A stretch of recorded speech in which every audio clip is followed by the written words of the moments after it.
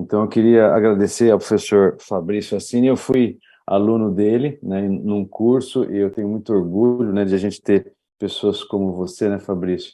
E já passar a palavra para você, porque é melhor você se apresentar, né, e o público vai entrando aí e vai trocando ideia com você. Então, você vai passar a palestra e depois a gente abre para perguntas, tá bom? Fica à vontade, professor. Bom, eu agradeço de novo o convite. Deixa eu compartilhar meus slides, né? Acho que tem, sabe, Afonso, sabe da minha admiração pelo teu trabalho e estou muito feliz de estar aqui com vocês e vou contribuir um pouco com algo que eu venho estudando há tempo, assim, já que é a neuroinflamação e sistema nervoso central. Bom, então, antes de mais nada, agradeço ao convite do Afonso e do grupo inteiro. Para mim é um prazer estar aqui compartilhando um pouco com vocês desse assunto que me encanta já há tanto tempo. Então, meu nome é Fabrício Assini, eu sou farmacêutico de formação, fiz graduação em farmácia, comecei a fazer farmácia lá no ano de 1997. Só que um ano antes de eu me formar, eu entrei num laboratório como iniciação científica, que era o laboratório de psicofarmacologia. E eu confesso que eu bati o olho na palavra, eu bati o olho assim na porta do professor, literalmente, e pensei, poxa, posso gostar de estudar isso, acho que esse é um assunto que pode me encantar. E ele me aceitou dentro do laboratório dele e eu gostei do assunto. Então, eu posso dizer que, assim, desde 99, eu tenho o privilégio de ser pago para estudar esse órgão encantador que é o cérebro. Fiz iniciação científica, mestrado, doutorado com esse professor, e depois do doutorado eu me enveredei pelo o conhecimento, vamos dizer assim, ou pelo estudo também das possibilidades de suplementação para tratar doenças do sistema nervoso central, tanto doenças psiquiátricas quanto doenças neurológicas. Porque, conforme eu estudava a psicofarmacologia tradicional, eu percebia que o mecanismo de ação da grande maioria dos psicofármacos deixa pontos, vamos dizer assim, descobertos quando a gente olha para a fisiopatologia das doenças psiquiátricas e neurológicas. Então, foram esses estudos, vamos dizer assim, que eu condensei no que hoje eu chamo de escola de neurosuplementação, que é efetivamente o que eu faço da vida, onde eu aproximo a neurociência da prática clínica de profissionais da saúde. Então, eu gosto sempre de começar minhas falas dizendo que nesses mais de 20 anos entendendo a neurociência, esses mais de 20 anos estudando o sistema nervoso central, se eu tivesse que dizer, né, ou se eu tivesse que falar que se houvesse um substrato anatômico, bioquímico e fisiológico para isso que a gente chama de alma, com certeza seria o cérebro, porque é o cérebro que faz a gente lembrar ou esquecer, é o cérebro que faz a gente ficar alegre ou ficar triste, é o cérebro que faz a gente pensar umas barbaridadezinhas de vez em quando, né? Todo mundo pensa um negócio meio diferente de vez em quando, eu confesso que eu também penso, vamos dizer assim, e sempre que penso ainda digo para mim mesmo, não, Fabrício, não, isso não é socialmente aceitável, não faz um negócio desse, e assim vai. Então, o cérebro é um órgão que controla comportamento. E quando eu começo a minha fala chamando o cérebro de órgão da alma, é para convidar os profissionais da saúde que me ouvem a olhar para o cérebro como um órgão anatômico, bioquímico e fisiológico que ele efetivamente é. Ou seja, se estivéssemos falando, por exemplo, sobre o pâncreas, né? Se estivéssemos falando sobre o pâncreas, eu dissesse para vocês, olha, uma disfunção da célula beta-pancreática leva a uma alteração da liberação de insulina, consequentemente o paciente fará como sintomas a hiperglicemia, a poliúria e a polidipsia. É muito provável que todos nós disséssemos, óbvio, beleza, é assim que é. Porém, o cérebro, porque é esse órgão que controla coisas que a princípio são difíceis de serem quantificadas, algumas vezes a gente joga uma certa mística sobre ele, e tudo o que eu quero é acabar com isso. Então, a neurociência me permite olhar para o cérebro de maneira anatômica, bioquímica e fisiológica, de maneira que eu possa dizer, olha, talvez num cérebro com depressão, a neuroinflamação esteja aumentando a atividade de uma enzima chamada endoleamina deoxigenase, e, consequentemente, aquele triptofano que iria para a via de síntese da serotonina vai para uma outra via de síntese, por isso que falta serotonina. Essa é a ideia. Mas a ideia também é compreender que quanto maior for o número de profissionais da saúde que olharem para o cérebro com racionalidade, maiores serão as possibilidades de a gente ter um número cada vez mais de pessoas que exercem atenção primária para a promoção de saúde mental. Porque muitas vezes os pacientes ainda têm certos preconceitos seja com a doença do sistema nervoso central, seja com os profissionais que se especializaram no manejo dessas doenças. E procuram primeiro um nutricionista ou um fisioterapeuta ou um médico de outra especialidade. E quanto maior for o número de profissionais que estiverem habilitados a compreender os pontos que eles podem atacar, as necessidades também de intervenção ou de passar o paciente para esse outro profissional, melhor. Então, a ideia de chamar o cérebro de órgão da alma é convidar vocês, profissionais da saúde, a olharem para o cérebro com racionalidade, a olharem para o cérebro como um órgão anatômico, bioquímico e fisiológico, e que a gente pode, com toda certeza, tentar modular esse cérebro com fármacos, com alimento, com suplemento, com a fotobiomodulação ou com qualquer outra intervenção que tenha uma possibilidade de atacar tanto sintomatologia quanto, a meu ver, essencial, a fisiopatologia de base. Então, nos últimos anos, eu tenho me preocupado em buscar literatura que permita me fazer crescer enquanto profissional que atende meus pacientes e também me fazer crescer enquanto profissional que dá a tranquilidade que o conhecimento dá para outros profissionais que queiram buscar alternativas que não apenas o medicamento para o tratamento de doenças psiquiátricas ou neurológicas. Então, esse tipo de trabalho eu gosto sempre de mostrar para as pessoas que às vezes me dizem, poxa, mas talvez eu não tenha literatura. Eu digo, como assim não temos? Temos sim muita literatura. Então, esse aqui é um trabalho publicado no ano de 2019 no JAMA, onde o título é quase autoexplicativo, que é a associação entre o estilo de vida e o risco genético para a incidência de demência. Então, quando a gente olha o principal gráfico desse artigo, a gente vê que os autores estratificaram os pacientes entre baixo risco genético intermediário e alto risco genético. Então, mesmo que a gente nem pense em genética agora, que a gente só olhe para o baixo risco genético. Acompanhe o cursor, por favor, comigo. O cursor são os meus olhos agora. Então, quando eu olho aqui, risco genético baixo, né? Dentro desses pacientes de risco genético baixo, eu tenho ainda aqueles de estilo de vida favorável, intermediário e não favorável. Concentra. Qual é a ideia? Eu estou rindo, porque assim, essa é a minha campainha, tá? A campainha eu toco quando eu quero que vocês ouçam o meu pensamento. Acho que essa coisa de dar aula online é fundamental, que eu chame vocês sempre que for necessário, combinado? Então, eu quero que vocês me ouçam o que eu acabei de pensar. O que eu quero que vocês ouçam o que os autores diziam como um estilo de vida não favorável. Segundo os autores desse trabalho, o estilo de vida não favorável estava associado com sedentarismo, obesidade visceral, privação do sono e má alimentação. Vou dizer de novo: sedentarismo, obesidade visceral, privação do sono e má alimentação. E eu lembro que um dia eu estava gravando uma aula num local, quando acabou a aula, a pessoa que estava me filmando falou assim para mim, pô, Fabrício, gabaritei. Eu assim, como assim gabaritei? Ele falou, olha, quando tu falou sedentarismo, obesidade, privação do sono e má alimentação, eu me encaixei nos quatro, disse a pessoa que estava me filmando. Eu falei, cara, e muita gente se encaixa. Então, essas pessoas de estilo de vida não favorável, perceba aqui nesse canto do gráfico, então, olha o risco deles desenvolverem demência. Um P significativo. Mesmo, estou passando o cursor para a gente agora, naqueles pacientes onde não há risco genético.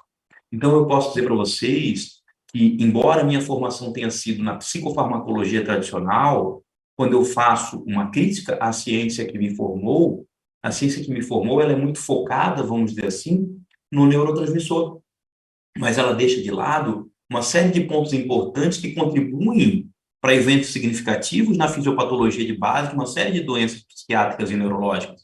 E muitas vezes o ataque envolve ressignificar a relação dos nossos pacientes com uma série de mudanças de estilo de vida.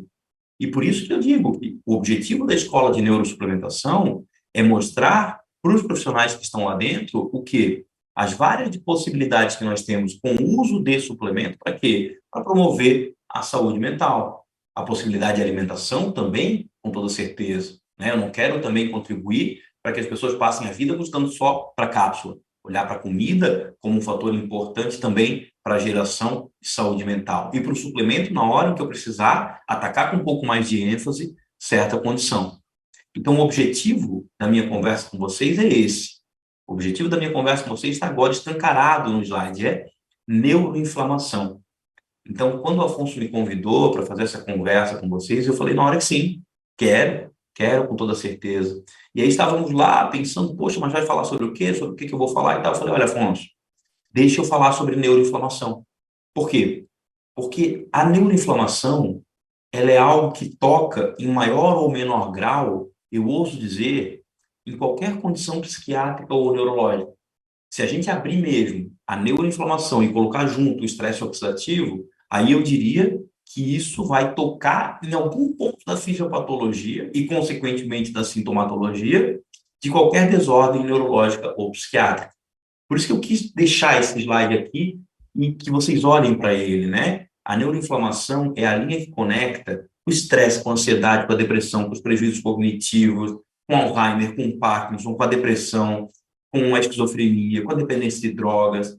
Então, combater a neuroinflamação, mesmo que você esteja dando seus primeiros passos no entendimento da neurociência, vai te permitir, com toda certeza, atacar um ponto muito importante de praticamente todas as doenças psiquiátricas e neurológicas. Sabe? Eu não consigo mais ver um que eu não encaixe em maior ou menor grau a neuroinflamação. Eu tenho aqui um dos artigos que falam sobre esse assunto, né? Isso aqui é um trabalho publicado em 2020, onde os autores colocam aqui a neuroinflamação como um componente importante na esclerose múltipla, a neuroinflamação como um componente importante nas dores, na enxaqueca, na ansiedade, na depressão, no TEA, né, no transtorno do espectro autista, no Alzheimer, no Parkinson. E eu abro ainda mais, que eu quis só fazer um trabalho para que a gente pense sobre isso. Então, nesse momento, eu preciso que fique claro para todo mundo como é que eu quero conduzir essa conversa. Essa conversa, para mim, ela tem 3 pontos fundamentais. Ou seja, o grande tema é neuroinflamação. Esse é o título dela. A gente vai começar a nossa conversa sobre as causas, ou seja, de onde vem a neuroinflamação. Fechadas as causas, a gente vai para as consequências. O que causa a neuroinflamação? Compreendidas as causas, compreendidas as consequências, a gente fecha as intervenções que a gente tem hoje mais validadas para combater a neuroinflamação. Então, basicamente é isso. Sempre que eu estou no lado onde vocês estão, né, sempre que eu estou ouvindo alguém falar, eu gosto de conhecer qual é a linha de raciocínio que ele vai conduzir. Então, se você me perguntar, Fabrício, o que eu vou ganhar nos próximos 40 minutos te ouvindo? Eu diria que não serão 40, serão 45, tá bom? Então, nos próximos 45 minutos de conversa, a ideia, então, é que eu contemple com vocês quais são as causas, as consequências e como atacar os principais pontos para atacar a neuroinflamação. Claro que eu não tenho, de maneira alguma, a ambição de, em uma hora de fala, acabar com todas, né? Ou falar tudo como passo a passo para combater a neuroinflamação. Não é essa a ambição. Mas, pelo menos, tirar as rodinhas. Tirar as rodinhas. O que eu quero dizer com tirar as rodinhas? Aqui na minha casa a gente anda de bicicleta, né? A gente é uma família de pessoas que pedalam. E eu tenho vários exemplos com bicicleta. E eu quero dizer com tirar as rodinhas hoje o que eu quero fazer é pegar aquela pessoa que está querendo começar a combater a neuroinflamação e colocar ela, tirar as rodinhas e dizer, ó, vai, começa a andar, certo? Depois, os próximos passos, aí é com cada um de vocês. Combinado? Então, agora que todo mundo já sabe, né? Quais são os pontos que eu abordarei, vou lá pegando um por um com vocês. Então, primeiro, quais as origens da neuroinflamação? Eu coloquei 5 aqui para gente. Origens clássicas de neuroinflamação: estresse, má alimentação, privação do sono, obesidade visceral e sedentarismo. Se eu tivesse que colocar uma sexta ponto importante agora, seria Covid-19. Com toda certeza, um paciente que sofreu com a Covid-19 é um paciente candidato a fazer a neuroinflamação. Se eu tivesse que colocar uma sétima origem da neuroinflamação aqui, seriam as pancadas na cabeça que levaram a desmaios. Lá na escola de neurosuplementação, eu falo, olha, a gente pode classificar a neuroinflamação em leve, moderada e grave. E para a neuroinflamação grave, são aquelas que, do ponto de vista histológico, né, do ponto de vista celular, nós temos a ativação de uma célula do sistema nervoso central chamada micróglia. Então, a micróglia, ela, quando vai para o estágio pró-inflamatório, ela exacerba, ela aumenta aquela neuroinflamação. E um dos fatores ativadores da micróglia são os traumas, tanto os traumas psicológicos severos, aí um abuso, um sequestro, né, uma negligência parental e assim por diante, ou os traumas pancada mesmo, né? Mas aí uma pancada que tenha levado a um desmaio é, com certeza, um dos fatores que a gente hoje já tem consciência, que são causadores de ativação da micróglia, e aí eu coloco sempre esse paciente como um degrau a mais na severidade da neuroinflamação que ele vai apresentar para mim. Uma vez na vida, eu tinha essa pergunta, que era assim, poxa, como assim o estresse inflama? Sabe, como assim o estresse inflama? Porque quando eu leio aqui estresse, num primeiro momento, como um fator gerador de neuroinflamação, num primeiro momento alguém poderia fazer a pergunta para mim, que eu também me fiz uma vez na vida. Uma vez na vida eu perguntei para mim, poxa, como que o estresse inflama se o estresse ativa o eixo HPA e quando ativa o eixo HPA, libera cortisol, e nós sabemos que o cortisol é anti-inflamatório. Né? Eu digo, como assim que o estresse inflama e é um causador de neuroinflamação clássico, se a gente sabe disso? E a ativação do eixo HPA leva à liberação de cortisol, e quando eu libero cortisol, consequentemente, eu tenho efeito anti-inflamatório. Eu fui estudar. Então, duas coisas, né? Lembra, isso aqui eu já falei ainda há pouquinho. O estresse severo como um fator que será um fator gerador de ativação da micróglia. Então, esse é um ponto. Então, aqui não é qualquer estresse do dia a dia, combinado? Aqui realmente são estresses muito severos, né? Uma morte inesperada de alguém que tenha levado um trauma nesse paciente, uma perda, né, de qualquer grau muito significativo. Então, esse é um primeiro ponto que eu já contemplei. Agora eu quero convidar vocês a olharem aqui embaixo no cursor comigo. Acompanhe o cursor, por favor. Aqui, ó. O estresse como um gerador do que a gente chama de injúria estéril. Só para acompanhar bem suave para todo mundo agora, bem suave, só para chamar vocês. Injúria estéril. Esse é o ponto-chave quando a gente fala do estresse. Ou seja, o estresse também como um liberador de dumps. Concentra comigo. Talvez um termo mais popular aos nossos ouvidos seja esse aqui, ó, MAMPs. Quem são os MAMPs? São os padrões moleculares associados a micro-organismos. Então, quando a gente pensa na má alimentação, a gente pode pensar na high fat diet, numa dieta de cafeteria, vamos dizer assim, como uma geradora da disbiose, que vai levar à hiperpermeabilidade intestinal, ou, como queiram, o famoso leaky gut. E este leaky gut, então, aumenta a exposição aos MAMPs, que são os padrões moleculares associados a micro-organismos. Mas percebam que, além dos MAMPs, nós temos também os DAMPs. Quem são os DAMPs? São os padrões moleculares associados a DAMP. E o estresse é um gerador da liberação de DAMPs. E aí, os DAMPs podem também ativar o que a gente chama de receptores do tipo TOL e, consequentemente, gerar resposta inflamatória. Então, um receptor do tipo TOL está abreviado aqui, ó, o TOL-like receptor.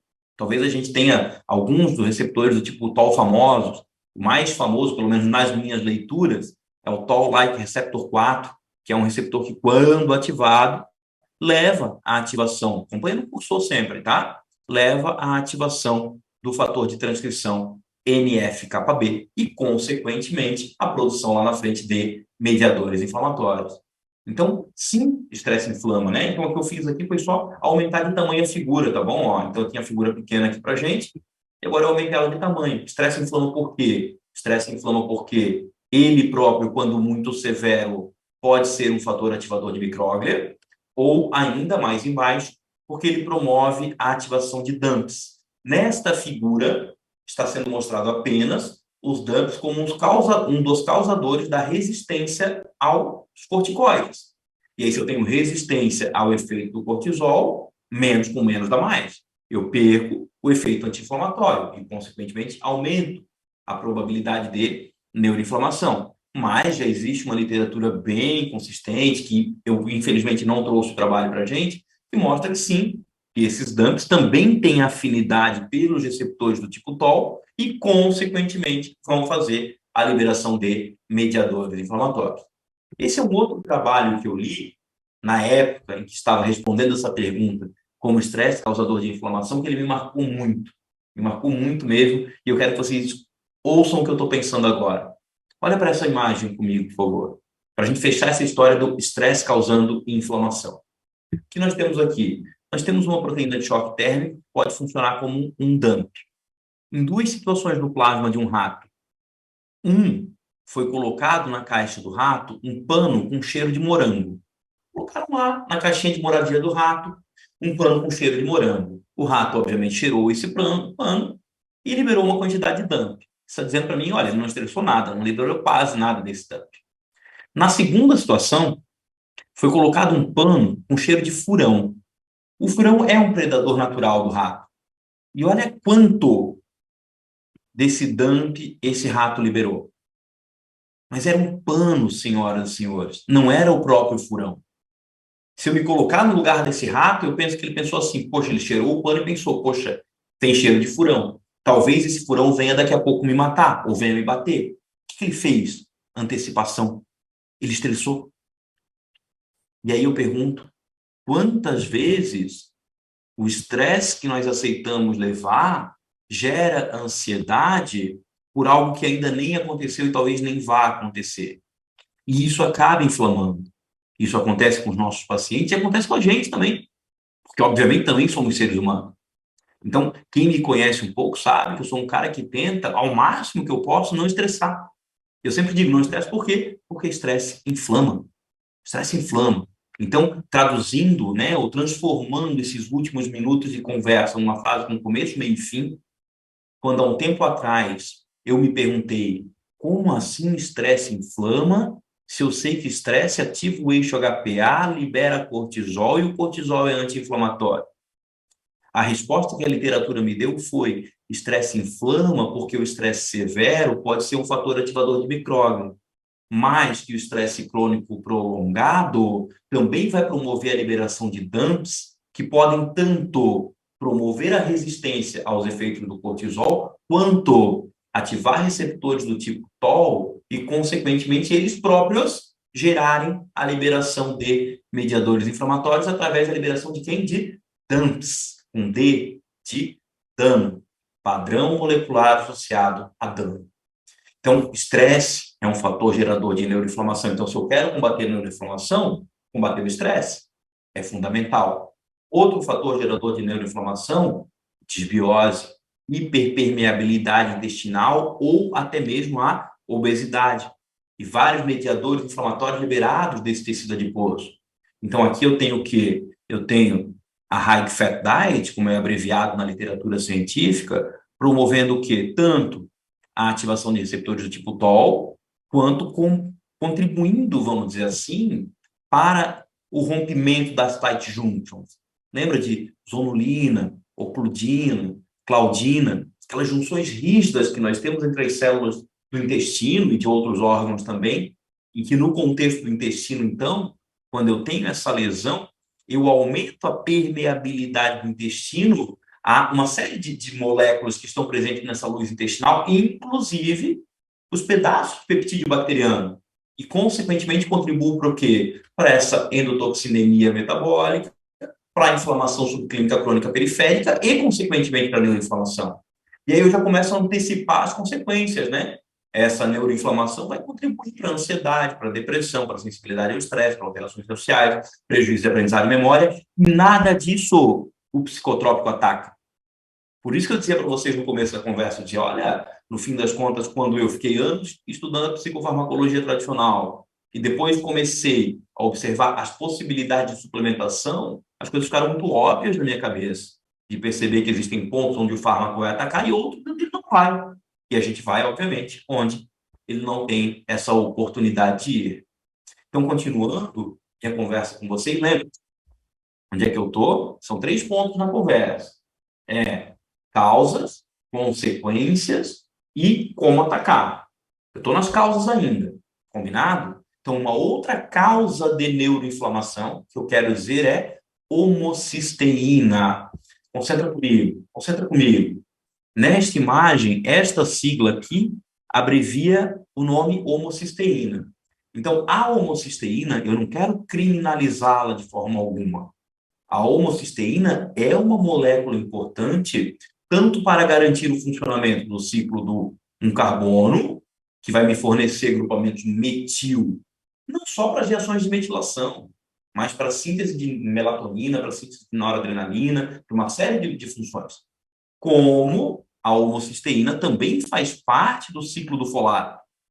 Então, eu quero, com toda certeza, ter homocisteína. Foi até uma discussão que a gente fez hoje no meu grupo lá da Escola de Neurosuplementação sobre isso. Alguém me falou, olha, uma homocisteína muito baixa, qual é o problema? Eu digo, olha, quando uma homocisteína está muito baixa, o problema é não garantir a viabilidade desses dois ciclos, dizia eu. Mas o problema agora não é esse. O problema é outro que é muito mais comum, que é homocisteína alta. Então, historicamente, nós olhamos para a homocisteína alta como um marcador de risco de doenças cardiovasculares. Esse é o nosso ponto de homocisteína alta. Porém, um dia eu me perguntei, poxa, será que a homocisteína alta tem consequências também para o sistema nervoso central? Então, o que eu fui vendo nessa resposta? Primeiro, quando o ciclo do folato não funciona, porque eu tenho, por exemplo, um polimorfismo para aquela enzima que há aqui no slide para a gente, a MTHFR. Quem é essa enzima? Essa enzima aqui, ó. MTHFR é a abreviação para metiltetraidrofolato redutase, que é o quê? Que é uma enzima que vai me ajudar na formação do 5-metiltetraidrofolato, que é fundamental para a conversão de quem? Da homocisteína em metionina. Se a enzima não está trabalhando, consequentemente, eu não tenho metilfolato, não transformo homocisteína em metionina, ambos os ciclos trabalham mais devagar e eu acumulo a homocisteína. Então, quando essa homocisteína aumenta, me diz também que esses ciclos não estão trabalhando direito. E se eles não estiverem trabalhando direito, por exemplo, não fazemos quem? Não fazemos esta molécula aqui. E aí tu me pergunta, e daí? Que é a pergunta mais importante, né, que alguém tem que fazer. E daí, que essa BH4 que eu estou circulando agora com o cursor para vocês, o nome completo dela é tetrahidrobiopterina. E daí? E daí que a tetrahidrobiopterina ela é um cofator necessário para a atividade de duas enzimas importantíssimas, que são tirosina hidroxilase e triptofano hidroxilase, que são as enzimas que dão início para a síntese de quem? Serotonina, dopamina e noradrenalina, que são neurotransmissores fundamentais para o controle do humor. Aí o sujeito fica tomando um inibidor seletivo da recaptação de serotonina e não melhora. Mas será que o ciclo do folato dele está trabalhando? E, consequentemente, ele está formando de maneira adequada a tetrahidrobiopterina? Essa é a conversa. Mas concentra comigo. Nós estamos num momento em que não obrigatoriamente eu quero falar do ciclo do folato. Nós estamos num momento onde o meu foco com vocês é apresentar para vocês causas da neuroinflamação. Já listei algumas delas, já aprofundei no estresse, já aprofundei na alimentação, só que eu não posso deixar de dizer para vocês o seguinte, uma vez eu me perguntei, será que a homocisteína alta é só um marcador de que o ciclo do folato de um carbono não estão funcionando? Ou, porém, homocisteína alta tem algum dano? Essa foi a pergunta que eu me fiz e que eu quero compartilhar com vocês a resposta. Quando eu me perguntei, será que a homocisteína alta tem algum dano? A resposta que eu dei para mim mesmo foi essa aqui. Eu não, né? Que a literatura deu para mim foi essa aqui. Aqui a gente tem alguns dos mecanismos que vão mediar os efeitos prejudiciais da homocisteína em excesso no sistema nervoso central. Vamos lá? Diminuir a atividade da bomba de sódio e potássio, indução de convulsões, indução de inflamação, hiperestimulação de receptor NMDA, alteração do funcionamento do metabolismo do óxido nítrico. Então, quando eu olho para a homocisteína, eu tenho aqui, ó, ela própria também ativando os receptores do tipo TOL. Olha essa sigla famosa aqui no cursor comigo. TLR4, quem é esse? São os Toll-like receptors do tipo 4. Então, quando eu ativo esse receptor, consequentemente, eu faço o quê? Gero mediadores inflamatórios, né? Ativação do NF-κB, formação de mediadores inflamatórios. Quando ativo o receptor NMDA, não preciso ter pressa. Quando eu ativo o receptor NMDA do glutamato, faz o seguinte, segura essa informação que daqui a uns 15 minutos eu evoluo com vocês. Combinado? Neste momento, eu tenho que ficar focado no que eu quero agora. E agora eu quero aumentar as possibilidades, eu tenho um número cada vez maior de profissionais da saúde conscientes dois geradores de neuroinflamação. Então, além dos tradicionais que eu disse para vocês, eu gostaria que vocês estivessem atentos para esse paciente com valor de homocisteína acima de 12, pelo menos. E se a gente olhar para o valor laboratorial, 15 tem alguns laboratórios que ainda consideram normal. Eu tenho o objetivo de trazer a homocisteína dos meus pacientes para perto de 7. Abaixo de 10 é questão de honra. Perto de 7 é o meu objetivo maior. Por quê? Para diminuir muito as possibilidades disso que a gente está conversando agora. Neste momento, nós vamos ficar apenas com a homocisteína fazendo o quê? Também como um dos causadores de neuroinflamação. Mas, daqui a pouco, quando a gente falar do receptor NMDA aqui, lá nas consequências, eu trago esse conhecimento de volta para a gente. Então, senhoras e senhores, a ideia é que a gente compreenda que, além do marcador de risco ou de uma molécula que pode agravar risco em doenças do sistema cardiovascular, com toda certeza, a homocisteína também tem que ser vista como uma molécula que acentua o risco em desordens do sistema nervoso central, seja por contribuir com o processo inflamatório, seja por diminuir a atividade da bomba de sódio e potássio. Aí você vai dizer, pô, Fabrício, e daí, cara? E daí que a bomba de sódio e potássio, que mantém o gradiente de sódio e de potássio, que são essenciais para a geração de quem? Do potencial de ação. Então, se a gente pensa em geração de correntes elétricas pelo sistema nervoso central, uma corrente elétrica num axônio nada mais é do que sódio entrando por um canal voltagem dependente e potássio saindo por um canal voltagem dependente. Mas quem que mantém um gradiente de concentração para que sódio possa entrar e potássio possa sair? Famosíssima bomba de sódio e potássio. Se ela não trabalha direito, potencial de ação também tem sua geração e manutenção alterada. Essa é a conversa para a homocisteína nesse momento. Continuamos. Então, respira comigo. Lembra que eu dizia, são 3 os pontos que eu quero tocar com vocês. O primeiro ponto foi quais as origens da neuroinflamação. Agora o que vai causar no sistema nervoso central a neuroinflamação, né? Quais as consequências da neuroinflamação. Aqui, ó, olha para essa imagem. O que eu vou fazer agora? Eu vou pegar essa figura e essa figura e vou aumentar em tamanho para a gente ver melhor.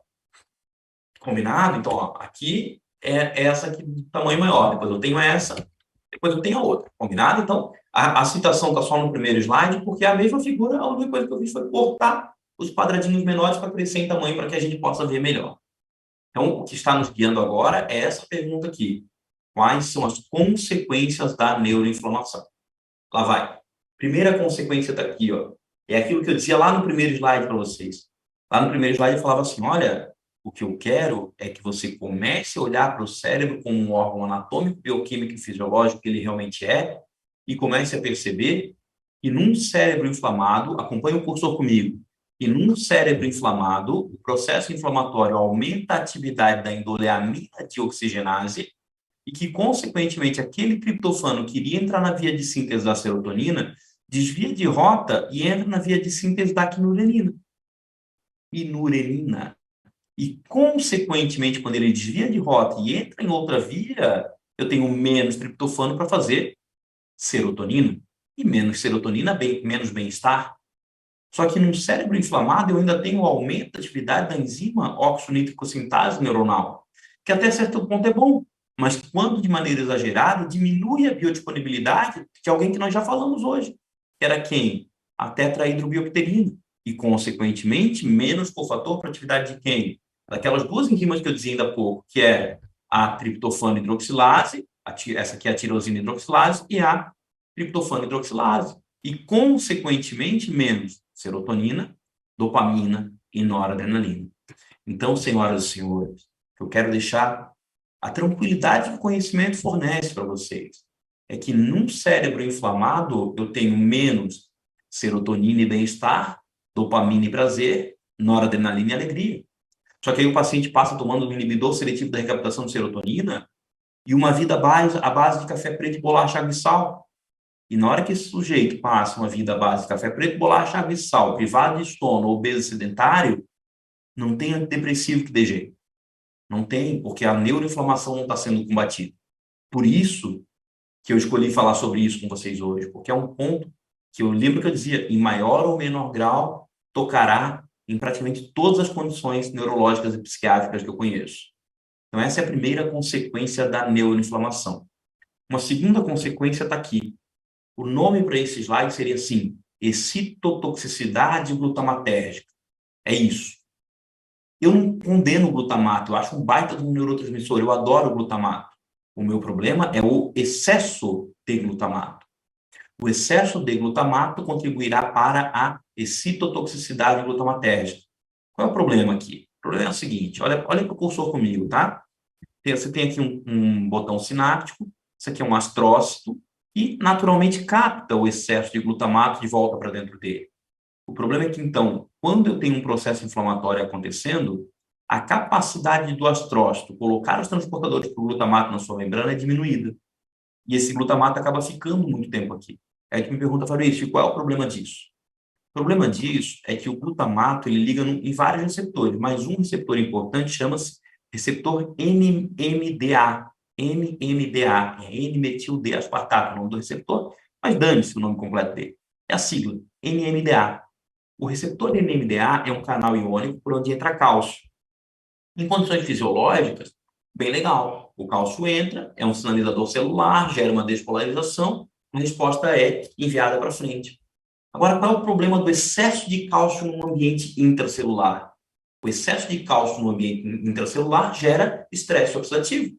Deixa eu voltar uma imagem para a gente ver isso. Olha para cá. Aqui, novamente, ó, o receptor NMDA para a gente. E eu dizer para vocês, olha, daqui a pouco, esse conhecimento volta. Então, o glutamato e também o excesso de homocisteína, quando ativam o receptor NMDA, promovem um influxo exagerado de cálcio, e esse excesso de cálcio, então, no interior dessa célula, vai contribuir para a geração de estresse oxidativo, seja dentro da mitocôndria, seja no citoplasma. Então, a ideia é compreender, então, que a excitotoxicidade glutamatérgica vai gerar estresse oxidativo onde ela estiver acontecendo. E onde ela está acontecendo? Ela está acontecendo aqui, neste botão sináptico. Isso acontecendo em médio e longo prazo vai fazer com que esse botão sináptico saia da membrana. Concentra firme agora comigo. Concentra firme agora comigo. Sabe por quê? Porque nós fomos criados olhando para um botão sináptico desse jeito que aparece na imagem. São botões sinápticos legais? São a realidade? Não. Então, concentra comigo agora que eu vou fazer um parêntese e depois eu junto com isso aqui para tu entender de verdade qual é a consequência. Então, o que eu quero dizer é que a excitotoxicidade glutamatérgica em médio e longo prazo vai fazer com que esse botão sináptico saia daquele local. Só que se tu fica olhando só para esse botãozinho aqui, tu não vai entender de verdade o que eu quero que tu entenda. Então, concentra agora comigo. Concentra agora. Qual é a ideia? A ideia é o seguinte, concentra. Há um tempo atrás, eu estava lendo um livro de neurociência que eu gosto muito, chamado 100 milhões de neurônios, que é um livro de neurociência de um pesquisador brasileiro chamado Roberto Lente. E tem uma frase lá do professor Roberto que ele botou assim: cada neurônio faz em média 10 mil sinapses, podendo chegar ao extremo de 200 mil nos dendritos das células de Purkinje. O que é uma célula de Purkinje? Essa célula aqui, ó. É uma célula do cerebelo, é uma célula de Purkinje. Esse sujeito aqui é o Santiago Ramon e Cajal, que é talvez o pai da neurociência moderna, que fez esse primeiro corte histológico aqui e fez essa representação para a gente. Mas volta. E isso aqui que você está vendo aqui, isso aqui é o pause de um vídeo lá do canal da Nature no YouTube, que os sujeitos botaram o quê? Isso aqui é um dendrito, isso aqui é um dendrito. E cada um desses borrões de tinta aqui são botões sinápticos. Então, o que eu estou tentando fazer é quebrar essa imagem da cabeça da gente. Ou seja, nós fomos criados pelos livros didáticos que nos foram apresentados a pensar que sinapse é isso aqui. Sinapse é isso aqui. Um neurônio tem, em média, 10 mil botões sinápticos, podendo chegar ao extremo de 200 mil numa célula de Purkinje do cerebelo. Agora, deixa eu conectar as peças. Quando eu digo para vocês nesse slide que num cérebro inflamado eu tenho uma dificuldade da retirada do glutamato desse espaço sináptico e, consequentemente, ele fica mais tempo ligando no receptor dele, promovendo um influxo exagerado de cálcio para esse botão sináptico, gerando estresse oxidativo ali no botão, e que no médio prazo eu vou perder botões sinápticos, começa a pensar nesses botõezinhos que tu está vendo saírem dali, certo? Começa a pensar nisso. E não que você vai perder o neurônio, você vai perder somente a sinapse. Então, uma vez na vida, eu fiquei pensando, poxa, se isso aqui fosse algo que eu posso ver na minha vida real, o que isso aqui seria? Isso aqui seria uma árvore. Viaja comigo, viaja. Pensa em uma árvore, onde o caule é o axônio, os dendritos são os galhos, e as folhas são os botões sinápticos. Então, o que eu quero dizer para você é que a excitotoxicidade glutamatérgica, esse acúmulo de glutamato ligando com o receptor NMDA, promovendo a entrada de cálcio, no médio prazo vai começar a levar lesão daquelas folhas. No médio e longo prazo vai começar a fazer cair folha. E aí, árvore com menos folha se comunica pior com o ambiente. Neurônio com menos botão sináptico se comunica pior naquele ambiente também. Então, pronto. Qual é a ideia, então? Dizendo uma coisa só do começo até o final agora. Uma das consequências da neuroinflamação, além de diminuir as quantidades de serotonina, dopamina e noradrenalina, é levar até chegar à excitotoxicidade glutamatérgica, que nada mais é do que um excesso de glutamato naquele ambiente sináptico, ligando-se no seu receptor, causando estresse oxidativo e, no médio prazo, levando à diminuição do número de sinapses. E essa diminuição do número de sinapses pode levar à atrofia de várias áreas. E aí a gente vê uma série de condições aqui onde eu tenho atrofia. Né? Eu tenho atrofia frontal e subcortical no estresse pós-traumático, eu tenho atrofia na esclerose múltipla, eu tenho atrofia na depressão. Essa é a conversa. Um outro ponto que eu tenho que voltar agora para fechar, o que é uma terceira consequência da neuroinflamação ainda, é a diminuição da neurogênese hipocampal. Então, para. Às vezes eu sei que eu me empolgo, né? E aí, quando eu me empolgo, a minha cabeça vai e as coisas vão saindo da minha cabeça. Então, concentra comigo. O que eu quero com vocês é, eu comecei essa fala mostrando as causas da neuroinflamação. Fechei as causas? Fechei. Agora estou nas consequências. Quais são as consequências? Do ponto de vista molecular, as consequências são um déficit na capacidade de síntese de alguns neurotransmissores importantes, como serotonina, noradrenalina e dopamina. É um excesso de glutamato, não porque eu estou sintetizando demais glutamato, mas sim porque eu tenho dificuldade de trazê-lo de volta para dentro do astrócito, né? E, consequentemente, esse excesso de glutamato leva a excitotoxicidade glutamatérgica e uma diminuição do número de sinapses, que pode ser vista, vamos dizer assim, por atrofia de algumas áreas. Não obrigatoriamente ainda é a morte neuronal, é um passo anterior à morte neuronal. E, por fim, um terceiro ponto que eu resolvi desacelerar, porque ele também é um ponto importante, que é o quê? Que é a neuroinflamação, né? Aqui representada por alguns mediadores inflamatórios, diminuindo a liberação do BDNF, que é o fator neurotrófico derivado do cérebro, e, consequentemente, diminuindo a neurogênese hipocampal. Aí lembra? A gente já sabe que a neurogênese acontece no cérebro de adultos há muito tempo, mas a gente tem consciência que ela é muito mais acentuada, não no cérebro inteiro, mas sim numa área muito específica que é o hipocampo. Então, é esse processo inflamatório também diminuindo a neurogênese hipocampal. Combinado? Aí, esse slide que eu pulei aqui era aquele que eu deveria mostrar a árvore, tudo bem? Só que eu estava lá viajando já e já falei para vocês, então por isso que eu não preciso mostrá-lo de novo. E aí você me pergunta, Fabrício, qual é uma consequência disso tudo? Uma consequência disso tudo, o que é? Vai ser a atrofia em regiões importantes e que é vista em uma série de condições clínicas muito bem relacionadas com o sistema nervoso central, tanto psiquiátricas quanto neurológicas. Bom, e na depressão também aparece. Pronto, agora concentra comigo. Concentra comigo de novo, para a gente já se preparar para chegar no final dessa conversa. Senhoras e senhores, tu me perguntar, Fabrício, tu falou ainda há pouco ali sobre diminuição do número de sinapses, tu falou ainda há pouco sobre diminuição da neurogênese hipocampal. Hipocampo, né? Se a gente fosse atrelar uma palavra no hipocampo, que palavra deveríamos atrelar aí? Com toda certeza, o hipocampo pode ser muito bem atrelado na palavra memória. Porque o que eu quero agora é desconectar da nossa cabeça a palavra memória numa fórmula da matemática ou num conceito da ciência que a gente trabalha habitualmente. Memória a gente usa diariamente para processar informações e estressar mais ou estressar menos. Memória, muitas vezes, pode ser um trauma que eu precisaria apagar e ainda não apaguei. Até mesmo, por exemplo, olha só, doença de Alzheimer, que é uma doença muito bem relacionada a alterações cognitivas, ela tem um componente relacionado a sintomas de humor também. Por outro lado, fazendo um contraponto, quando a gente olha a depressão, que é uma doença muito, muito bem relacionada a sintomas de humor, ela tem um componente cognitivo. Então, o que eu gostaria com essa imagem aqui é fechar o pensamento consequências da neuroinflamação. Porque eu acho legal conhecer os mecanismos, porque conhecendo os mecanismos, eu consigo pensar em suplementos assertivos, sabe? Quanto mais eu domino o mecanismo, mais eu entendo que prescrever suplemento exige olhar direcionado para o ponto que eu de verdade quero atacar. Essa é a questão, tá bom? Essa é a questão. Mas eu quero que a gente perceba como aquilo tudo que eu falei se correlaciona com a prática clínica. Então, num cérebro inflamado, eu tenho menos serotonina, dopamina e noradrenalina. E isso, na prática clínica, se correlaciona a sintomas associados ao humor.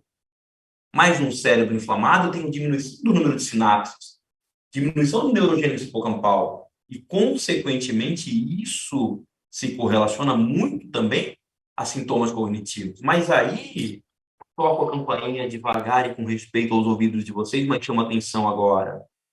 Tudo que eu quero é que tu perceba que não dá para a gente continuar olhando, não, isto é uma condição só de cognição, esta é uma condição só de humor. Um problema de humor afetará o trabalho cognitivo. Um problema cognitivo afetará os comportamentos relacionados ao humor. E quando a gente ataca a neuroinflamação, no final das contas, a gente mata dois coelhos com uma cajadada só, porque eu estou atacando um ponto central da conversa que, consequentemente, vai me levar ao quê? A melhora cognitiva e melhora de humor.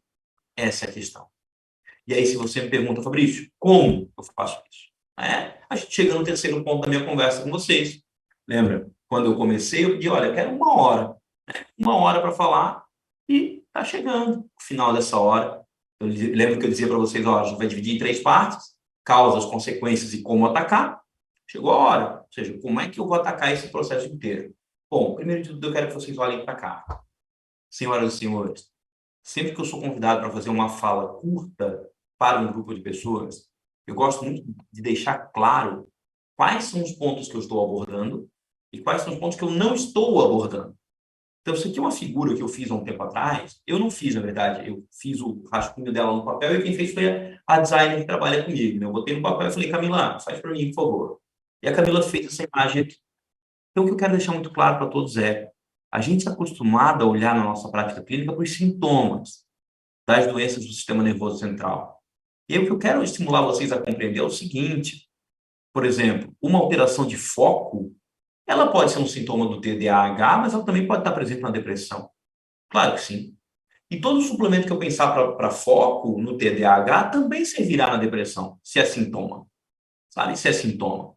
Então, é compreender que o sistema nervoso central ele não é complexo, no fim das contas. Ele é muito reto, ele é muito racional. Né? A via que processa foco é uma via que processa foco, num contexto que ele for necessário. Que a psicofarmacologia tradicional ela tem uma visão neuroniocêntrica, vamos dizer assim, né? Ela tem uma visão focada no funcionamento dos neurotransmissores, mas que, quando a gente se aprofunda no entendimento da fisiopatologia, nós temos a questão da neuroinflamação, do estresse oxidativo, da hiperatividade do eixo HPA, da diminuição do número de sinapses e, consequentemente, a redução de neuroplasticidade, a própria disfunção sináptica, que é o nome mais técnico para a redução do número de sinapses, e também uma questão de geração de energia. A gente focou a nossa conversa onde? Na neuroinflamação, que é um ponto importante. Mas é fundamental que a gente tenha consciência também dos outros pontos para serem conversados. Do ponto de vista de intervenções para a neuroinflamação, eu fiz um resumo para a gente. Que a gente tem mais força de evidência, que tem meta-análise, EPA, DHA, vitamina D e cúrcuma. Então, assim, clássicos de combate à neuroinflamação. Uma suplementação com pelo menos 1,5 gramas de EPA, 1 grama de DHA por dia, trazer a vitamina D para cima de 50 nanograma por ml no plasma dos nossos pacientes, e cúrcuma de 250 a 500 miligramas por dia. É o básico, básico, básico. Não faço nem mais do que minha obrigação fazer esse tipo de coisa para vocês. Quando eu digo que tem força de evidência, é porque a gente já tem meta-análise. E, às vezes, para a gente que trabalha com essa visão mais integrativa do corpo humano, e a gente tem que convencer um outro profissional da saúde, dizer, olha, não, mas isso que eu estou fazendo não é empirismo, isso que eu estou fazendo não é algo que não tem evidência, a meta-análise nos ajuda. Por quê? Porque ela é o topo, vamos dizer assim, da medicina baseada em evidências. Né? Hoje a gente já tem as revisões da Umbrella, né? As revisões de guarda-chuva, sei lá, já são a meta-análise das meta-análises, mas a meta-análise é sempre muito bem-vinda. Então, se eu procuro, já temos, né, meta-análise para efeito de ômega 3 na depressão, que é uma desordem muito bem relacionada à neuroinflamação. Então, a gente tem aqui, ó, né, uma série de trabalhos avaliados que mostram para a gente o quê? Que mostram para a gente o efeito do ômega 3 comparado com a placebo. Especialmente sozinho, né? Sozinho ainda é muito mais difícil de aparecer. Esses autores é que dão essa recomendação de mais EPA do que DHA e pelo menos acima de 1 grama por dia. O ideal seria 1,5 grama por dia. Eu gosto de dividir pelo menos em 2 tomadas, porque 1,5 grama de EPA, o cara vai botar, sei lá, 6 cápsulas, dependendo do produto que ele comprar na mão, e às vezes assusta o paciente. 3 cápsulas de manhã, 3 de noite, ou, se possível, né, dependendo do caso, às vezes 3, 3 e 3, e assim por diante. Vitamina D, tem meta-análise também, né? Tem meta-análise também aqui, uma meta-análise de 2019 sobre efeitos da vitamina D sobre emoções negativas associadas à depressão. Vitamina D vitamina D, inibição de NF-κB, vitamina D, controlando a expressão da triptofano hidroxilase. Então, tem uma série de mecanismos super interessantes no sistema nervoso central. Vitamina D regulando a homeostasia do cálcio. Quando ela regula a homeostasia do cálcio, lembra da excitotoxicidade glutamatérgica? Isso também é, com toda certeza, muito bom. Então, a vitamina D ela é essencial no plasma dos nossos pacientes e também para manutenção da saúde mental. Aqui é o trabalho mostrando, né, análise dos vários trabalhos, ou análise aqui para favorecendo o efeito de vitamina D. Esses autores pedem uns valores acima de 50 nanomol por litro. Se a gente transformar isso aqui para nanograma por ml, daria 20. Mas eu, para os meus pacientes, quero valores de vitamina D acima de 50. Um outro trabalho, publicado mais recentemente, mostrou que acima de 50 a redução do risco para a depressão é bem significativa. Eu trabalho com valores de 60. Porque aí, se variar um pouquinho, ele ficou acima de 50. Cúrcuma, né? Também, ó, meta-análise para cúrcuma. Lembra que o slide que me guiou foi o quê? Suplementos com maior força de evidência. Então, eu estou trazendo aqueles que eu sei que eu tenho meta-análise. Então, cúrcuma e seus curcuminoides aqui, eu tenho os trabalhos avaliando efeito tanto para a depressão quanto para a ansiedade. Aí, claro, quanto maior for a quantidade de curcuminoides nessa cúrcuma, melhor. Quanto melhor a biodisponibilidade dela, melhor. Valores de cúrcuma por dia, aproximadamente 500 miligramas por dia. Aproximadamente 500 miligramas por dia. Eu gosto de dividir em 2 tomadas de 250 miligramas. Se for uma cúrcuma longa, com piperina para aumentar a biodisponibilidade dela. Existem produtos como Curate, existem produtos como Curcuveio, que são produtos que têm já uma preparação diferente, vamos dizer assim, que me dão um pouco mais de biodisponibilidade, mas são um pouquinho mais caros e às vezes o paciente não pode pagar por ele, ou eu quero prescrever mais coisas, aí eu tenho que pensar numa outra possibilidade. A cúrcuma como comida, a cúrcuma sem a piperina, talvez seja boa para tratar uma inflamação no intestino, mas aí realmente a biodisponibilidade dela é muito pequena. Para começar a fechar minha conversa com vocês, eu diria o seguinte: eu sou um cara que sim, tento mostrar para as pessoas as possibilidades de suplementação, mas que eu acredito firmemente que quando a gente fala do sistema nervoso central, é fundamental um ataque global, é fundamental o ataque amplo e que o suplemento, às vezes, é só o vento a favor para aquela pessoa que já entendeu a necessidade de pedalar. Então, a conversa é compreender que qualquer um que pedala sabe, se eu tiver que pegar um lugar para ir pedalar e eu tiver que escolher entre vento a favor ou vento contra, eu quero ir com vento a favor, mas eu tenho que pedalar, porque só o vento não vai me empurrar na bicicleta. Então, se eu quero atacar a saúde mental de maneira a produzir saúde mental, o suplemento é importante, mas todas as outras mudanças comportamentais também têm que ser estimuladas. Por isso que eu dizia para o Afonso, cara, eu vejo a fotobiomodulação como uma grande parceira da neurosuplementação. Porque a fotobiomodulação faz algumas coisas, a neurosuplementação faz outras coisas, e juntas elas vão fazer sinergismo com toda certeza. Não tenho dúvida alguma disso. Então, quando eu penso em outras condutas importantes, uma delas é comer. Comer. Olha esse trabalho aqui que legal, olha para essa figura. O que você tem aqui? Um grupo de idosos, o tempo passando em anos. 1, 2, 3, 4, 5, 10 anos. Atividade cognitiva. Se eu já perguntar agora para vocês, olha para o gráfico, por favor, e escolhe qual é a reta que você quer estar nos próximos 10 anos. Na reta em azul ou na reta em vermelho? Eu tenho certeza que todo mundo escolheu a reta em azul. Se me perguntar, Fabrício, o que eu tenho que fazer para estar na reta em azul? Pessoal, a reta em azul são aqueles idosos que comiam o equivalente a 1,3 de uma xícara e meia, vamos arredondar, de verdes folhosos por dia. A reta em vermelho são aqueles idosos que comiam nada, né? 0,1 de uma xícara de verdes folhosos por dia. Então, a conclusão desse trabalho é muito legal. Eu quase botei essa conclusão na geladeira aqui da minha casa. Consumo diário de verdes folhosos, equivalente a uma xícara e meia por dia, vai deixar o nosso cérebro cerca de 10 vezes mais jovem comparado, 10 anos, desculpa, mais jovem comparado com aquele indivíduo que não comeu os verdes folhosos. É uma conduta simples, no fim das contas, que pode muito bem entrar no nosso dia a dia. Afonso fez nutrição, eu não fiz nutrição. Eu não posso prescrever um plano alimentar. Mas, embora eu não possa prescrever um plano alimentar, eu posso perfeitamente fazer uma recomendação. Assim como um outro profissional pode dizer, olha, faça 150 minutos de atividade física moderada por semana, ou 75 minutos de atividade física intensa por semana. Isso é uma recomendação. Eu não estou fazendo o exercício da profissão educador físico. Pedir para alguém comer o equivalente a uma xícara e meia de verde folhosa por dia é uma recomendação, não é um plano alimentar. Um outro trabalho que entra nas minhas recomendações é esse aqui. Olha aqui o que a gente tem. Deixa eu mostrar o desenho experimental. Nós temos dois grupos de pacientes. Um grupo que comia 2 porções de frutas e vegetais por dia, que era o grupo controle, e o outro grupo que comia 6 porções de frutas e vegetais por dia. Dentro dessas 6, uma era de berry. Aí, claro, quem está nos Estados Unidos tem blueberry, tem N berries mais acessíveis, mas aqui no Brasil a gente tem açaí, a gente tem jabuticaba, a gente tem possibilidades também, por que não? Além dessa porção de berry, ainda tinha 50 gramas de chocolate 70% cacau. 50 gramas de chocolate 70% cacau por dia pode ser custoso para o nosso paciente. Eu já tenho outros trabalhos que mostram que 25 gramas já é o suficiente. Não precisa ser obrigatoriamente 50, mas esse trabalho era 50. Então, concentra para a gente fechar. Senhoras e senhores, um grupo de pessoas comia 2 porções. 2 porções é uma maçã, uma banana, não é nada exagerado. É uma unidade daquela fruta, por exemplo.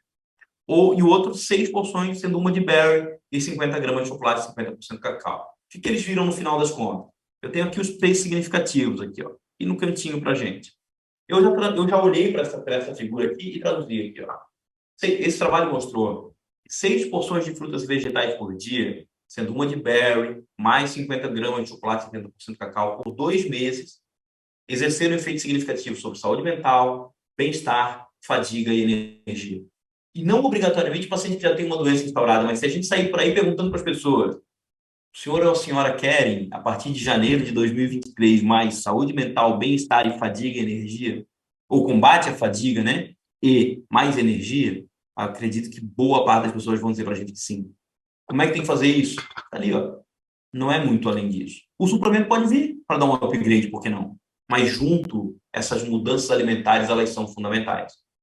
Para fechar, eu diria que pensar, então, em manter um cérebro saudável passa por estimular uma relação mais harmônica com a alimentação, estimular uma relação mais harmônica com o sono e a qualidade do sono, que é um outro fator importantíssimo aqui também para combater a neuroinflamação, com a prática de atividade física e o combate ao sedentarismo, com o estresse, que às vezes as pessoas aceitam levar, e, para fechar, um último trabalho que eu li que eu quero mostrar para vocês, que eu sou um grande defensor disso, que é das relações harmônicas entre os seres humanos.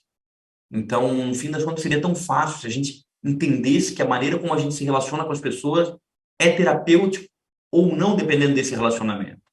Então, esse aqui é um trabalho que eu gosto muito, que é um trabalho que eles avaliaram uma escala de comportamento que avalia social well-being. O que é social well-being? Aqui, ó, esse trabalho aqui avalia, né, o social well-being. O que é isso? Eu peguei lá o trabalho original. Social well-being, ela vai medir o quê, né? É uma escala subjetiva que mede o sentimento de se sentir próximo e suportado e satisfeito na comunicação com a família e com os amigos. Então, é essa ideia de um relacionamento harmônico entre as pessoas. O que esse trabalho fez? Eles acompanharam mulheres que fizeram uma mastectomia por mais 6 meses após a cirurgia. Então, são mulheres que tiveram câncer de mama, fizeram a mastectomia e foram acompanhadas depois. E aí, que as figuras mostram para a gente é autoexplicativo. Quanto maior esse sentimento que elas tinham de acolhimento no relacionamento delas com a família e com os amigos, menor ou menores eram os valores de citocinas e de quimiocinas com T estatisticamente significativo. Então, o tema da minha fala hoje com vocês, nessa hora de conversa, foi neuroinflamação. Combater o estresse, melhorar o sono, melhorar a alimentação, aumentar a vitamina D, pensar no ômega 3, pensar na cúrcuma, pensar em outras intervenções que vocês conheçam, tem um papel antioxidante, anti-inflamatório e a fotobiomodulação, por que não? Também muito bom, mas estimular o relacionamento harmônico nas pessoas que estão ao nosso redor, também a gente faz ou não faz mais do que a nossa obrigação. Muito obrigado pela oportunidade. Eu deixo aqui, esse aqui é o meu Instagram, que é Fabrício Assini, que é meu nome e sobrenome. A partir de lá, vocês podem conhecer a Escola de Neurosuplementação ou todas as coisas que eu faço. Muito obrigado e eu estou à disposição para conversar com vocês agora, o que for necessário. Obrigado. Obrigado, Fabrício. Muito obrigado mesmo. Relembrando das suas aulas, né, Estevão? Delícia. Muito obrigado. É um show, né? Fico muito feliz.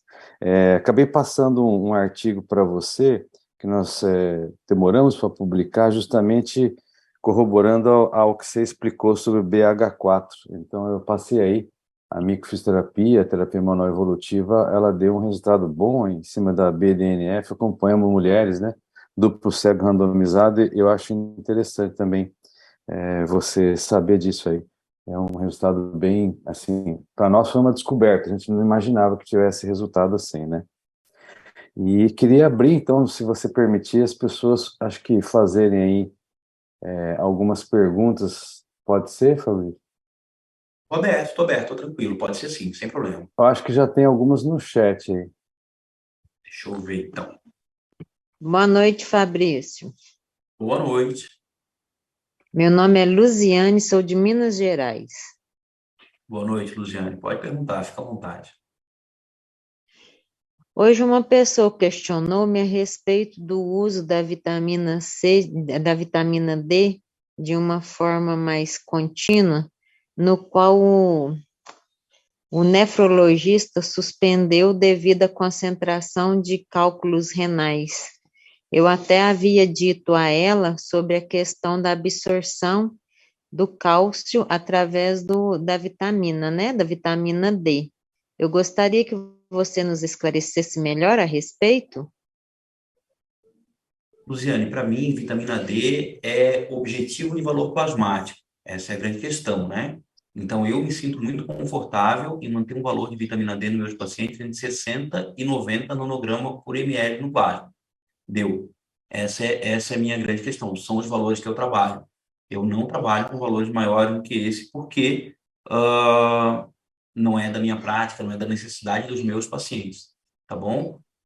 Os valores que eu prescrevi da vitamina D são os valores que um farmacêutico pode prescrever, que são 4.000 unidades internacionais por dia. Essa é a grande questão. Isso me deixa um pouquinho mais claro qual é o objetivo da tua pergunta. Tu quer que eu fale sobre a vitamina D formando cálculo renal? É isso? Só para eu entender? E desculpa que eu acabei desconcentrando no final, porque eu fui ver as perguntas que estavam me fazendo e eu desconcentrei mesmo no final. Só para deixar bem, para eu entender qual é a necessidade. Isso mesmo, é porque o urologista pediu a ele que fizesse o consumo da vitamina D. Eu não sei a porcentagem, a dosagem, porque foi só o comentário da pessoa comigo, né?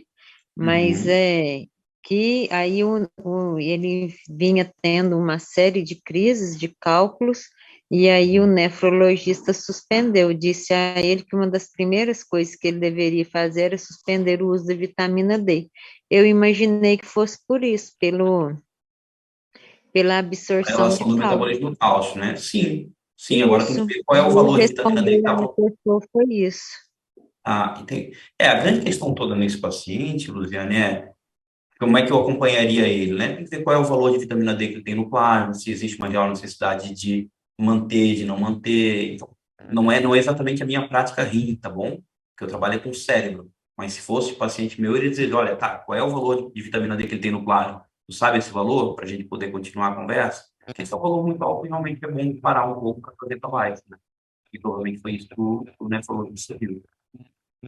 A questão da associação com a vitamina K2, Adriana, é muito para evitar também a possibilidade de enrijecimento de vaso, né? De enrijecimento de vaso.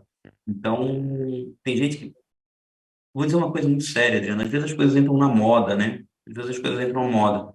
E as pessoas começam a fazer, fazer, fazer, fazer. Mas se tu mantém entre um valor entre 60 e 90, ela está segura para o teu paciente com toda certeza. Ah, eu ia até perguntar a respeito da associação da vitamina K à vitamina D. Uhum. Então, ela vem essa associação para quê? Para prevenir o depósito de cálcio em vaso sanguíneo e fazer enrijecimento de vaso.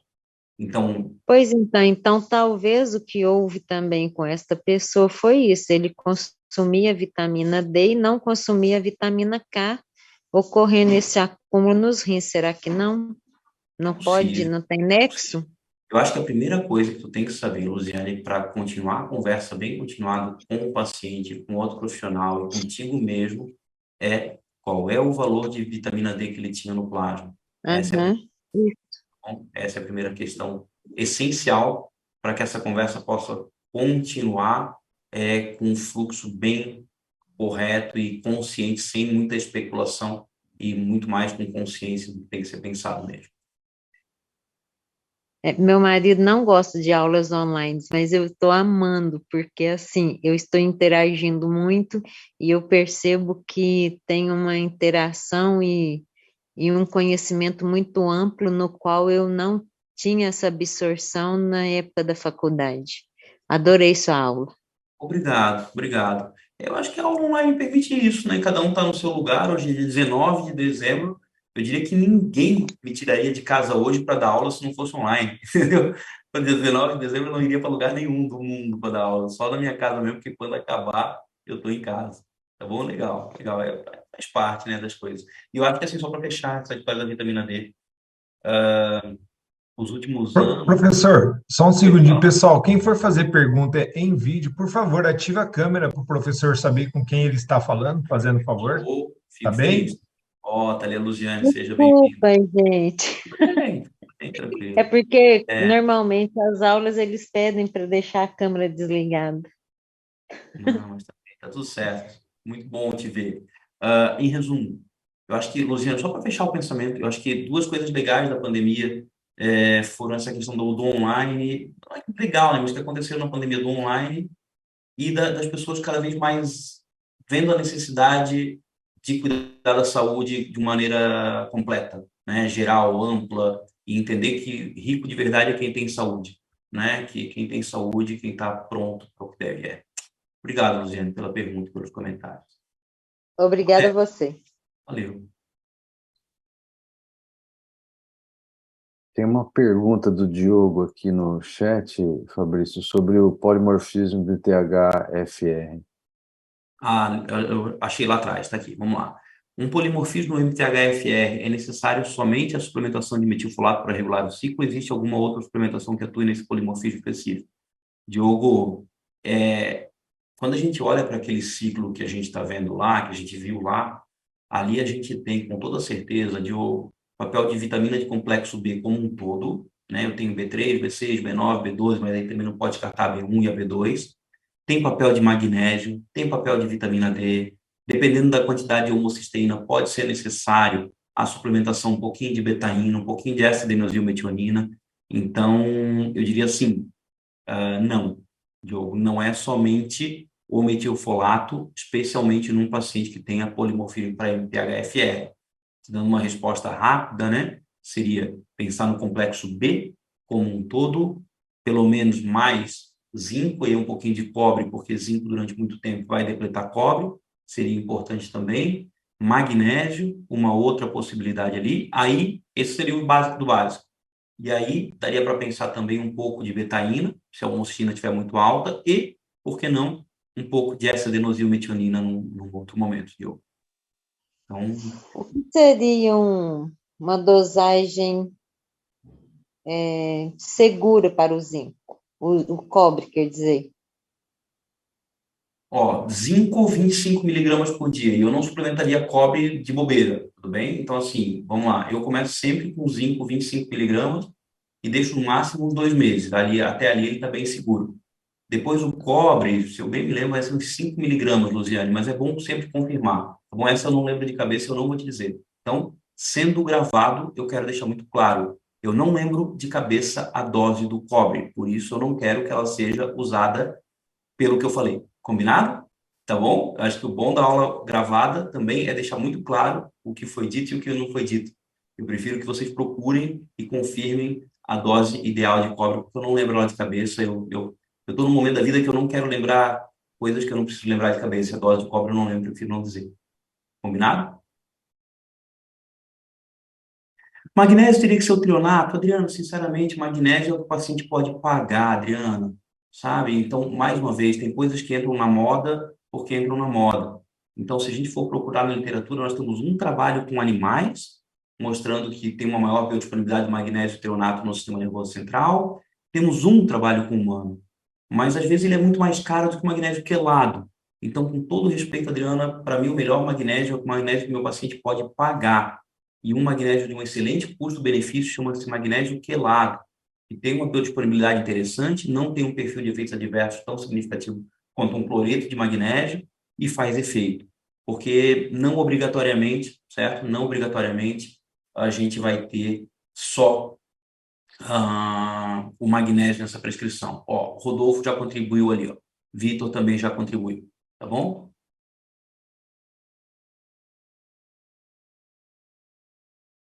Você tem alguma indústria farmacêutica de confiança? Não tem indústria farmacêutica de confiança nenhuma, assim, sabe? A princípio, eu não. Essa pergunta é diferente para mim, Luciane. Eu trabalho com algumas farmácias de manipulação, tem algumas lojas, algumas empresas de suplemento que eu gosto muito, né? Mas não obrigatoriamente indústria, tá bom? Ó, boa, Vitor, valeu. Ó, cobre a gente não sai suplementando de bobeira, né? Essa é a grande questão. A gente não sai suplementando cobre de bobeira, não.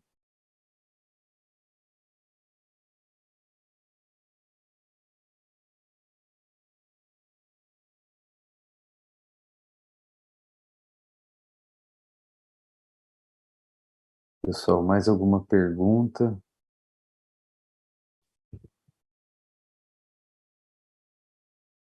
Seria legal, você colocou o teu Instagram, mas tem algum link da tua escola, Fabrício? Tem, a escola é assim, ó, neurosuplementação.com.br.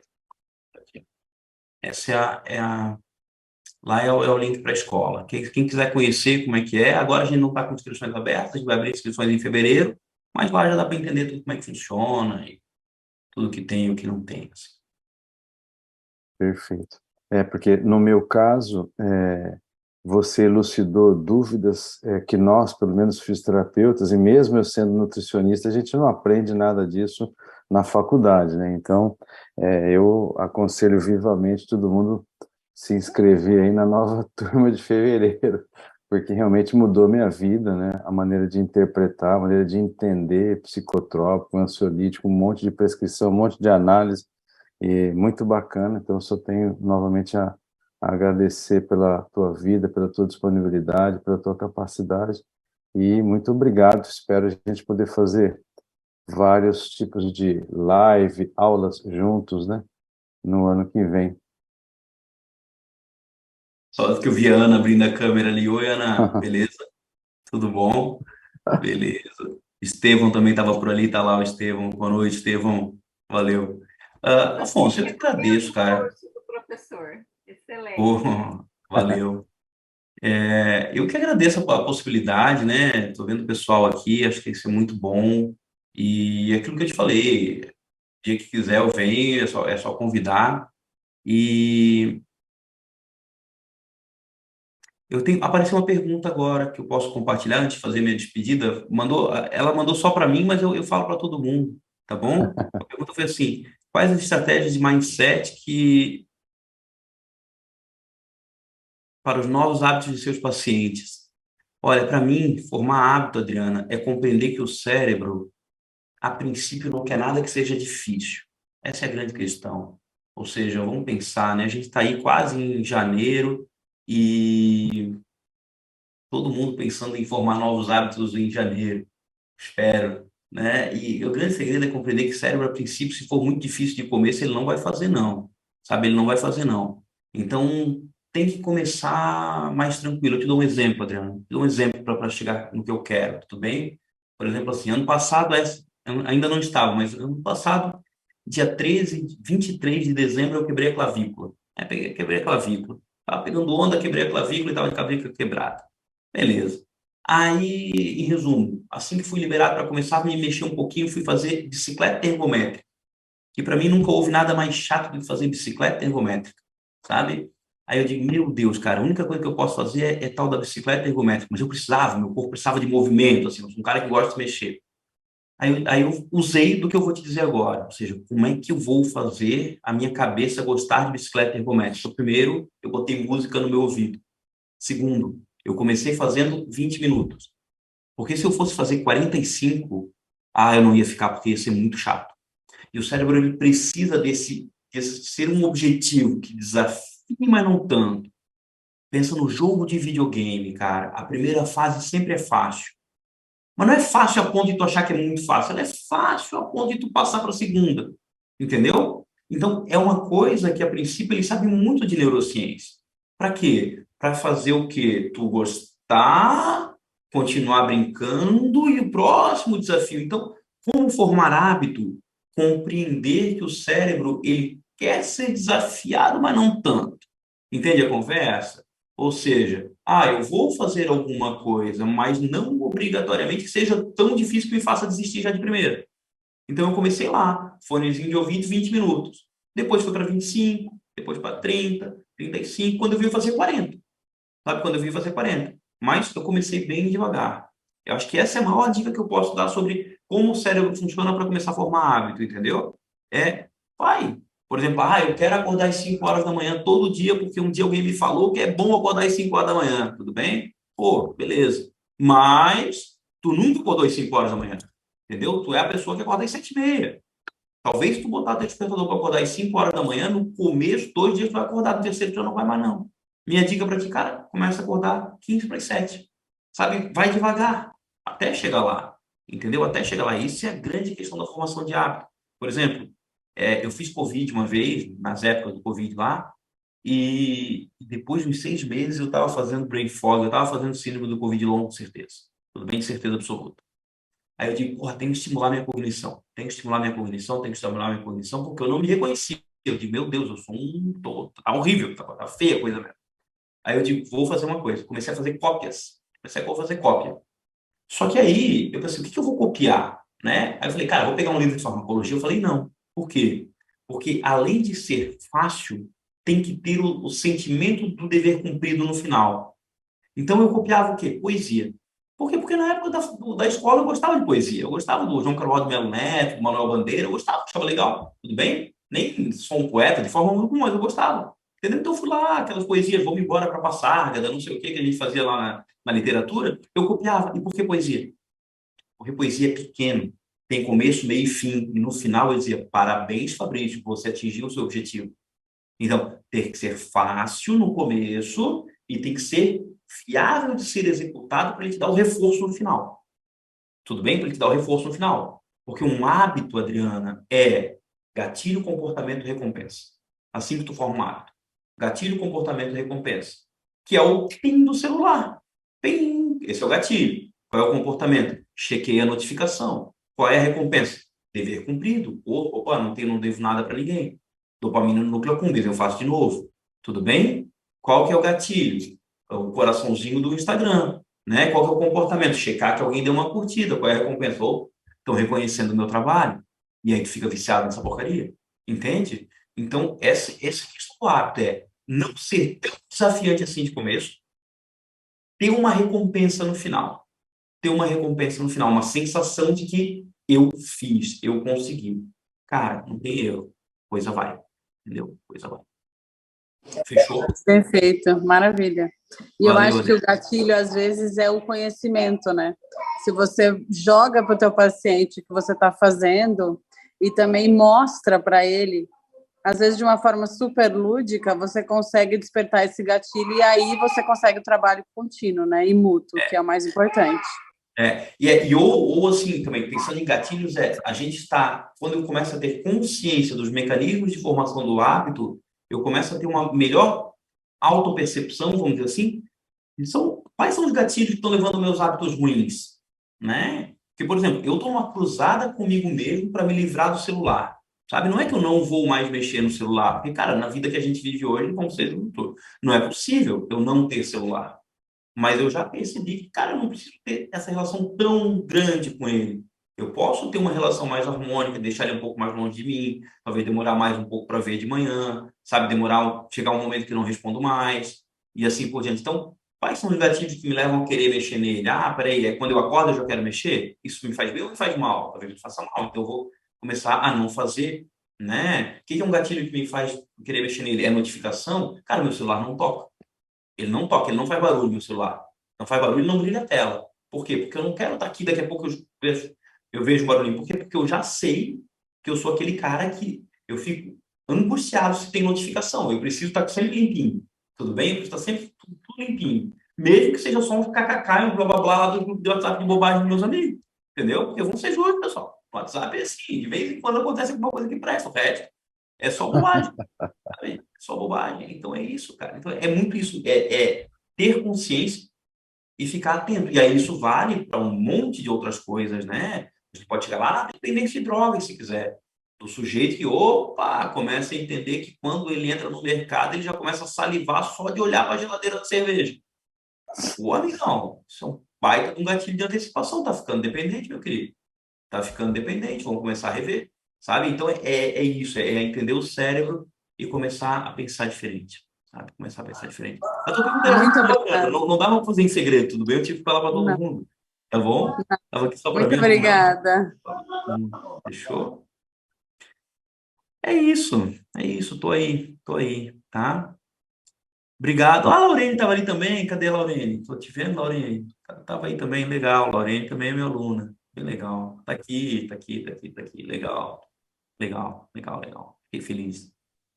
Isso, Afonso, estou à disposição, meu amigo. Ô, Tá. Fabrício, eu fico, Oi. às vezes eu até comento com os meus clientes, eu passei uma adolescência muito conturbada, com muitas, mas fortes dores de acordar ao adormecer.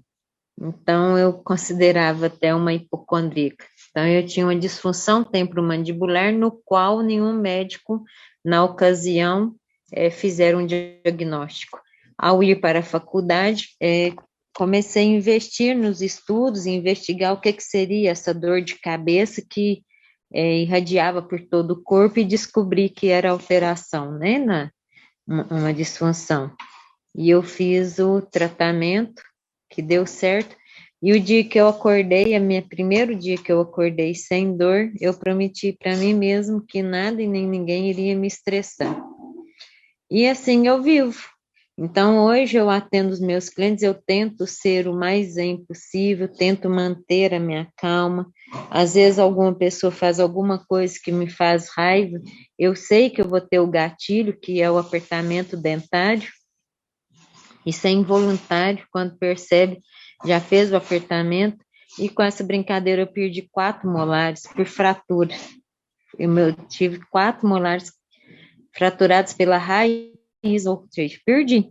Então, eu tento manter essa tranquilidade, peço aos meus clientes, eu explico a eles isso. Eu acho bacana, isso eu acho muito bacana. E depois disso, eu não tenho mais dores. Eu tento manter zen, eu até brinco com eles, vamos para Angra vender colarzinho de birosca, e todo mundo fica rindo, mas é a verdade. Eu acho que viver zen é melhor. Eu acho que nem o dinheiro, né?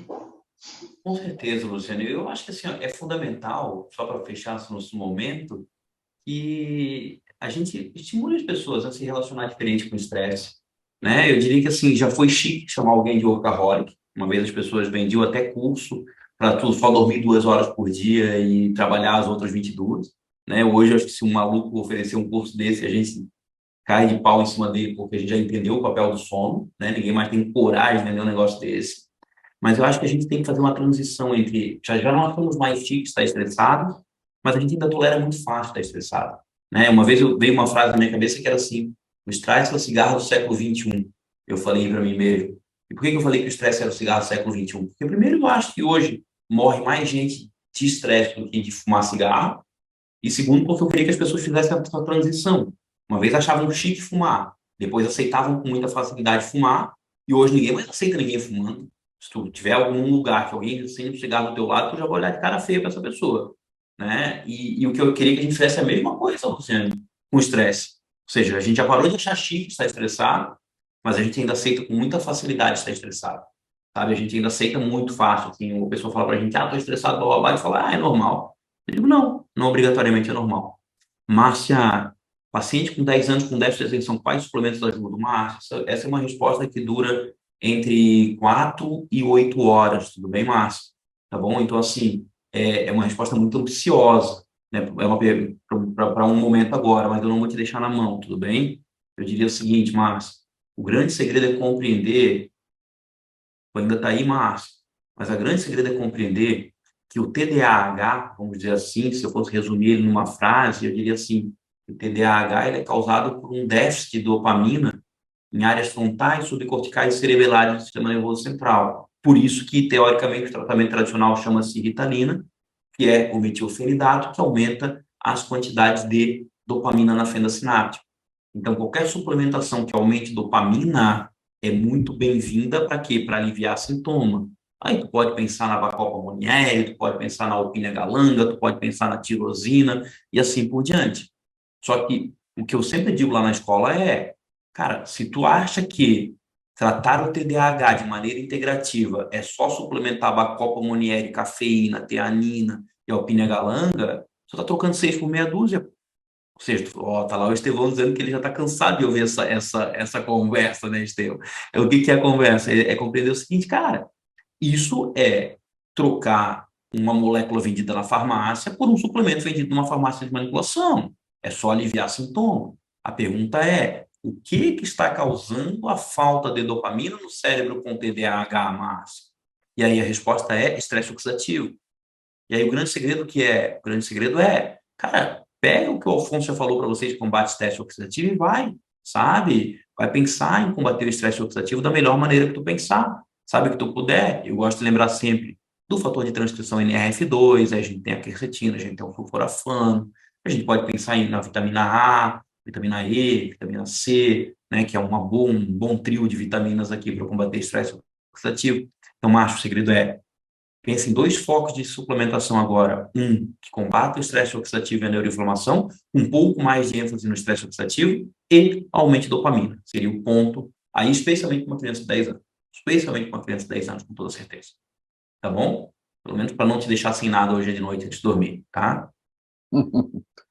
Muito bom, Fabrício. Muito bom mesmo.